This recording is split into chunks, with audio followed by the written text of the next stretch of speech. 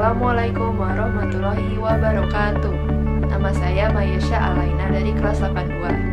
Dalam video ini saya akan menjelaskan tentang perubahan masyarakat Indonesia pada masa penjajahan dan tumbuhnya semangat kebangsaan. Dalam bab ini, saya akan menjelaskan tentang 3 poin. 1. Kedatangan bangsa-bangsa barat ke Indonesia. 2. Masyarakat Indonesia pada masa penjajahan, dan yang terakhir adalah pertumbuhan dan perkembangan semangat kebangsaan. Sebelum kedatangan bangsa-bangsa barat ke Indonesia, keadaan sosial Indonesia masih kurang baik dan masih bersifat kedaerahan. Ekonominya juga masih kurang baik karena masih mengandalkan hasil alam. Nah, mengapa bangsa-bangsa barat ingin mendatangi Indonesia? Apa latar belakang dari kedatangan bangsa-bangsa barat tersebut?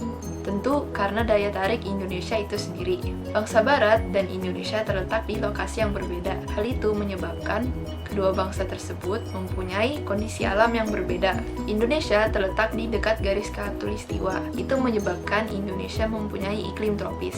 Sehingga Indonesia kaya akan rempah-rempah karena banyaknya tumbuhan yang mudah tumbuh di Indonesia. Karena itu bangsa-bangsa barat ingin memperoleh kekayaan tersebut. Selain daya tarik, bangsa-bangsa barat juga mempunyai motivasi 3G, yaitu gold, glory, dan gospel. Gold artinya emas, yang menggambarkan tujuan bangsa barat ke Indonesia adalah untuk mencari kekayaan. Glory artinya kejayaan bangsa, sedangkan gospel adalah keinginan bangsa barat untuk menyebarluaskan atau mengajarkan agama Nasrani. Yang terakhir adalah revolusi industri. Revolusi industri adalah pergantian atau perubahan secara menyeluruh dalam memproduksi barang, dari yang sebelumnya menggunakan tenaga manusia dan hewan menjadi tenaga mesin. Berkembangnya revolusi industri menyebabkan bangsa-bangsa barat memerlukan bahan baku yang lebih banyak. Berikutnya, saya akan menjelaskan proses kedatangan bangsa-bangsa barat ke Indonesia. Pada tahun 1486, Bartolomeus Dias melakukan pelayaran pertama menyusuri pantai barat Afrika. Pada tahun 1511, bangsa Portugis mencapai Malaka di bawah pimpinan Alfonso de Albuquerque. Ia berhasil menguasai Malaka dan Myanmar. Pada tahun 1512, bangsa Portugis telah berhasil sampai di Maluku di bawah pimpinan Antonio de Abreu dan Francisco Serrao. Pada saat itu, Inggris memiliki persekutuan dagang yang diberi nama EIC. Walaupun Inggris tiba di Nusantara, pengaruh Inggris tidak terlalu banyak dibandingkan Belanda. Hal ini disebabkan EIC terdesak oleh Belanda, sehingga Inggris menyingkir ke Asia Selatan dan Asia Timur. Pada tahun 1596, armada de Houtman mencapai pelabuhan Banten melalui Selat Sunda. Kedatangan Houtman di Indonesia kemudian disusul ekspedisi-ekspedisi lainnya.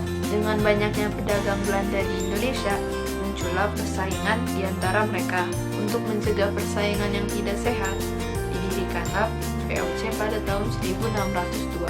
Gubernur Jenderal pertama VOC, Peter Both, mendirikan pusat perdagangan VOC di Ambon, Maluku, kemudian memindahkannya ke Jayakarta atau Jakarta.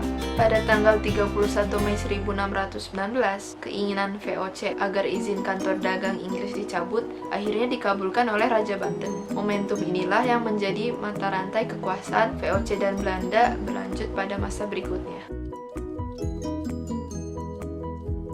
Pada awal kedatangan bangsa barat, mereka diterima dengan baik oleh rakyat Indonesia. Pada awalnya bangsa barat melakukan perdagangan. Lama-lama, karena melihat rakyat Indonesia yang pada masa itu masih bodoh dan gampang tertipu, mereka akhirnya melakukan penjajahan. Mereka awalnya meminta keistimewaan hak-hak dagang. VOC juga menekan para raja untuk memberi kebijakan perdagangannya kepada VOC. Akhirnya, VOC bukan hanya menguasai perdagangan, tetapi juga menguasai politik. Nah, apa yang disebut monopoli? Monopoli adalah penguasaan pasar yang dilakukan oleh satu atau sedikit perusahaan. Monopoli sangat merugikan rakyat Indonesia dan sangat menguntungkan bagi pihak VOC. Sebagai contoh, pada saat memonopoli rempah-rempah di Indonesia, VOC membuat perjanjian dengan kerajaan-kerajaan di Indonesia. Indonesia. Isinya perjanjian tersebut adalah setiap kerajaan hanya mengizinkan rakyatnya menjual hasil buminya ke VOC. Karena terpaksa, akhirnya mereka pun menyetujui. Dengan adanya monopoli perdagangan, rakyat Indonesia sangat menderita karena mereka tidak memiliki kebebasan menjual hasil bumi, sedangkan VOC membeli hasil buminya dengan harga yang sangat rendah. Pada akhir abad ke-18, VOC mengalami kebangkrutan yang disebabkan karena korupsi dan manajemen perusahaan yang kurang baik. Pada akhirnya VOC pun dibubarkan. Pada tanggal 1 Januari 1800, Belanda secara resmi menjalankan pemerintahan kolonial yang sebenarnya. Gubernur Jenderal Daendels yang memerintah pada tahun 1808 sampai 1811 menerapkan berbagai kebijakan. Salah satu kebijakannya adalah pembangunan jalan Anyar sampai Panarukan atau Jalan Raya Pos. Jalan tersebut dibangun untuk kepentingan militer pemerintahan kolonial. Dalam pembangunan jalan tersebut, Belanda memaksa rakyat untuk membangun jalan. Rakyat Indonesia bahkan tidak digaji dan tidak menerima makan yang layak. Akibatnya, banyak penduduk yang meninggal karena kelaparan dan penyakit yang diderita. Selain kerja paksa, sebelum Belanda menjajah Indonesia pada saat Inggris masih berkuasa, Letnan Gubernur Thomas Stamford Raffles menerapkan sistem sewa tanah. Sistem tersebut mempunyai beberapa ketentuan, yaitu 1. Petani harus menyewa tanahnya meskipun dia adalah pemilik tanah tersebut. Kedua, harga tanah tergantung pada kondisi tanahnya. Ketiga, pembayaran dilakukan dengan uang tunai. Keempat, bagi yang tidak mempunyai tanah, maka akan dikenakan pajak. Tetapi pada akhirnya sistem tersebut pun gagal diterapkan di Indonesia karena dianggap memiliki banyak kelemahan. Selanjutnya adalah sistem tanam paksa. Pada tahun 1830, Johannes van den Bosch menerapkan sistem tanam paksa karena pada saat itu Belanda sedang mengalami kesulitan keuangan akibat perang Diponegoro dan perang Belgia. Sistem ini tentu mempunyai beberapa ketentuan sebagai berikut. 1. Tanah yang digunakan untuk tanaman wajib 1/5 dari tanah rakyat. Yang kedua, kelebihan hasil panen tanaman wajib tidak dibayar. Yang ketiga, waktu untuk kerja wajib melebihi 66 hari dan tanpa imbalan yang memadai. Yang keempat, tanah yang digunakan untuk tanaman wajib dikenakan pajak. Karena ketentuan-ketentuan tersebut, rakyat Indonesia menjadi sangat menderita. Karena sistem ini, banyak pihak yang bersimpati dan bahkan mengecam sistem tanam paksa tersebut.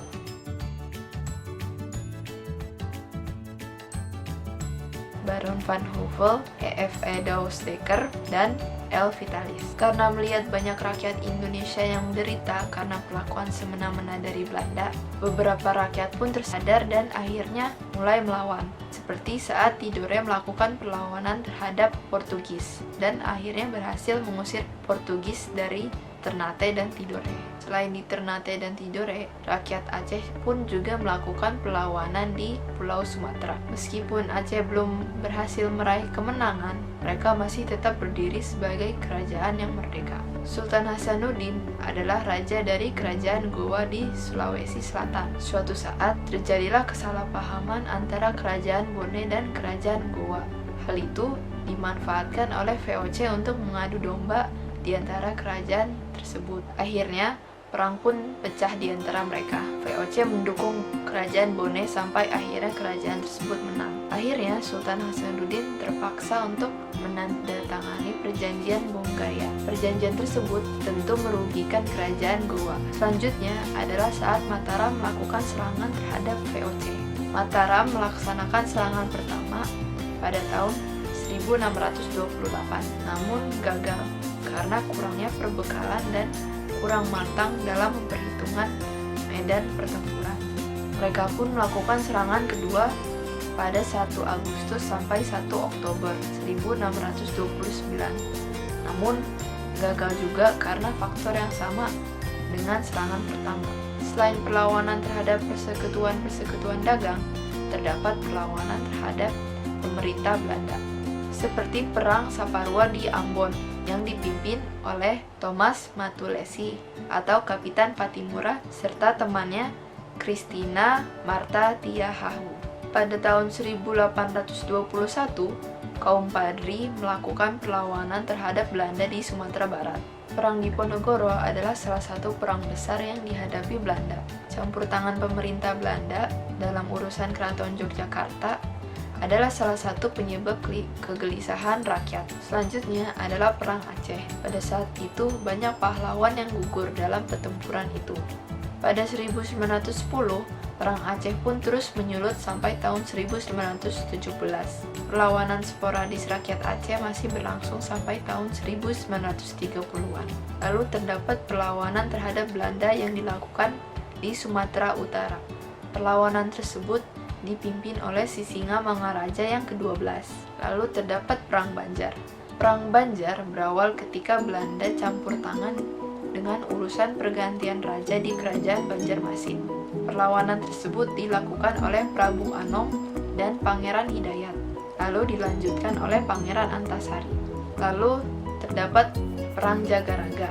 Perang tersebut berawal ketika Belanda dan kerajaan di Bali bersengketa tentang hak tawan karang. Belanda melakukan penyerangan terhadap kerajaan Buleleng. Akhirnya Belanda pun berhasil menguasai kerajaan Buleleng. Pada awal abad 20, corak perjuangan bangsa Indonesia yang awalnya bersifat kedaerahan berubah menjadi perjuangan yang bersifat nasional. Faktor apa saja yang melatar belakangi terjadinya pergerakan nasional di Indonesia? Pada tahun 1901, pemerintah Belanda menerapkan politik etis atau politik balas budi yang terdiri atas irigasi, transmigrasi, dan pendidikan. Segi positif yang paling dirasakan rakyat Indonesia adalah pendidikan. Semakin banyak orang Indonesia yang berpendidikan, yang kemudian mempelopori gerakan pendidikan, sosial, dan politik. Pengaruh pendidikan inilah yang melahirkan para tokoh pemimpin pergerakan nasional Indonesia. 2. Kegagalan perjuangan di berbagai daerah. 3. Rasa senasib sepenanggungan. 4. Perkembangan organisasi etnis, kedaerahan, dan keagamaan. 5. Berkembangnya berbagai paham baru. 6. Berbagai peristiwa dan pengaruh dari luar negeri. Pada tanggal 20 Mei 1908, berdirilah organisasi pertama, yaitu Budi Utomo, yang diketuai oleh Dr. Sutomo. Tokoh lain pendiri Budi Utomo adalah Gunawan Ciptomangunkusumo dan RT Aryo Tirto Kusumo. Pada tahun 1911, KH Samanhudi dan RM Tirto Ardi Suryo mendirikan Sarekat Dagang Islam di Solo. Dalam kongres di Surabaya, Sarekat Dagang Islam berubah nama menjadi Sarekat Islam. Perubahan nama tersebut dimaksudkan agar kegiatan organisasi tersebut lebih terbuka, bukan hanya tertuju pada perdagangan saja. Indist Party adalah partai politik pertama di Indonesia yang didirikan oleh 3 serangkai, yaitu EFE Deusdeker, RM Suwardi Suryaningrat, dan Dr. Cipto Mangunkusumo. Tujuan organisasi tersebut adalah untuk mengembangkan semangat nasionalisme bangsa Indonesia. Indist Vereniging didirikan oleh orang-orang Indonesia di Belanda pada tahun 1908. Pada tahun 1922, organisasi tersebut berubah nama menjadi Indonesische Vereniging. Pada tahun 1925, organisasi tersebut berubah nama menjadi Perhimpunan Indonesia. Tujuan utama organisasi tersebut adalah untuk mencapai Indonesia merdeka dan untuk memperoleh suatu pemerintah Indonesia yang bertanggung jawab kepada seluruh rakyat. Lalu ada Partai Nasional Indonesia. Organisasi tersebut didirikan pada tanggal 4 Juli 1927 yang dipimpin oleh Insinyur Soekarno. Tujuan Partai Nasional Indonesia adalah Indonesia merdeka dengan ideologi nasionalisme. Pada tanggal 1 Maret 1942, pusat pemerintah Belanda di Batavia atau Jakarta berhasil dikuasai oleh Jepang. Belanda akhirnya menyerah tanpa syarat kepada Jepang. Pada awalnya, kedatangan Jepang disambut dengan senang oleh rakyat-rakyat Indonesia karena semboyan 3A, yaitu Jepang, pemimpin Asia, Jepang, pelindung Asia, dan Jepang, cahaya Asia. Selain itu, Jepang menjanjikan kemudahan kepada rakyat Indonesia dalam beribadah, mengibarkan bendera Indonesia di samping bendera Jepang, menggunakan bahasa Indonesia, menyanyikan lagu Indonesia Raya, dan lagu kebangsaan Jepang. Namun, kemudahan-kemudahan yang ditawari Jepang hanyalah janji manis. Jepang justru lebih kejam dalam menjajah. Jepang juga menerapkan beberapa kebijakan sebagai berikut. 1. Membentuk organisasi-organisasi sosial. Yang kedua, membentuk organisasi semi-militer. Yang ketiga adalah Romusha. Romusha sama seperti kerja paksa yang diterapkan Belanda, tetapi lebih kejam. Bahkan beribu-ribu rakyat Indonesia sampai meninggal. Yang keempat, eksploitasi alam. Jepang tidak hanya menguras tenaga kerja rakyat Indonesia, tapi juga melakukan eksploitasi terhadap kekayaan alam dan harta benda bangsa Indonesia. Eksploitasi tersebut bahkan lebih kejam daripada yang dilakukan Belanda. Dan karena itu, bangsa Indonesia telah melakukan berbagai upaya untuk menanggapi kebijakan tersebut. Mereka sadar bahwa Jepang adalah penjajah. Beberapa bentuk perjuangan yang mereka lakukan pada masa Jepang sebagai berikut.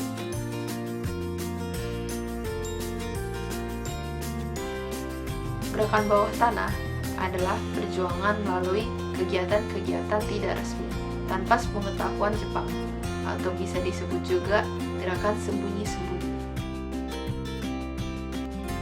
Selain memanfaatkan organisasi bentukan Jepang dan melakukan gerakan bawah tanah, terdapat juga perlawanan-perlawanan senjata yang dilakukan oleh rakyat Indonesia. Terjadinya kolonialisme dan imperialisme di Indonesia menyebabkan berbagai perubahan pada masyarakat Indonesia, baik dalam segi geografis, ekonomi, budaya, pendidikan, maupun politik. 1. Perluasan penggunaan lahan. 2. Persebaran penduduk dan urbanisasi. 3. Pengenalan tanaman baru. 4. Penemuan tambang-tambang. 5. Transportasi dan komunikasi. 6. Perkembangan kegiatan ekonomi. 7. Masyarakat Indonesia jadi mengenal uang sebagai alat pembayaran. 8. Perubahan dalam pendidikan. 9. Perubahan dalam aspek politik. 10. Perubahan dalam aspek budaya. 1. Perubahan dalam aspek geografi. 2. Perubahan dalam aspek ekonomi. 3. Perubahan dalam aspek pendidikan. 4. Perubahan dalam aspek politik. Dan yang terakhir adalah perubahan dalam aspek budaya. Demikian presentasi dari saya. Mohon maaf atas segala kekurangan dan terima kasih sudah menyaksikan. Saya harap semoga bisa bermanfaat bagi kalian. Terima kasih. Wassalamualaikum warahmatullahi wabarakatuh.